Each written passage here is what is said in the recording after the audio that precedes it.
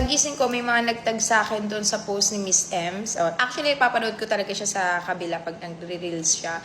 But guys, kasi tinanong ko siya kung anong naging violation niya. Ang sabi niya, hindi kasi nakakonect yung TikTok shop or seller niya doon sa main account na naban.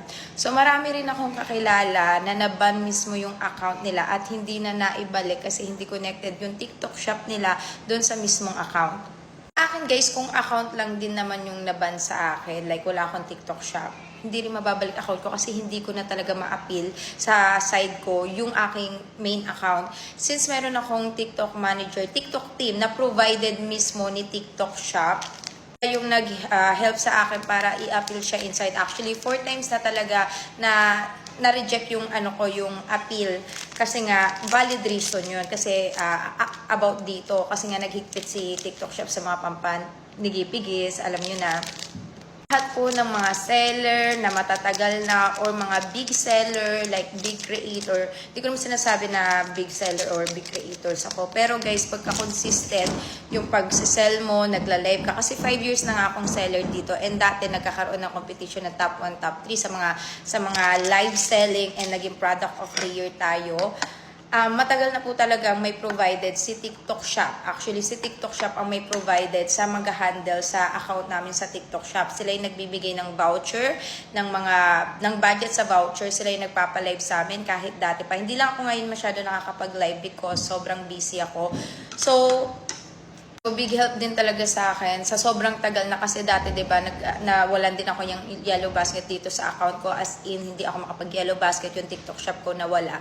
Sila rin yung nag-help sa akin para ibalik or ma-appeal ko inside. So kaya nagkaroon ulit ako ng violation or kaya naibalik ko rin yung TikTok shop account ko. So, may team silang ibibigay sa'yo. Kaya sa mga makikita kayong live seller, yung mga may brand, nakadirect mismo yun kay TikTok shop kasi meron nga silang provided na team para mag-handle ng account para in case may violation, sila yung mismong mag-a-appeal inside. So, sa mga nagsasabing may bayad yun, wala talagang bayad yun mga madam.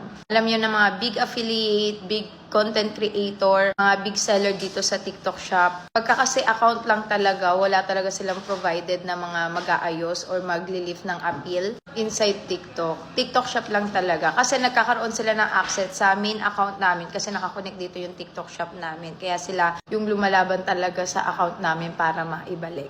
Kaya sobrang thankful din talaga ako sa TikTok account manager ko. Actually kasi pagka hindi talaga sila matutulungan yung account lang kasi wala silang access sa TikTok account lang. Kailangan talaga TikTok shop.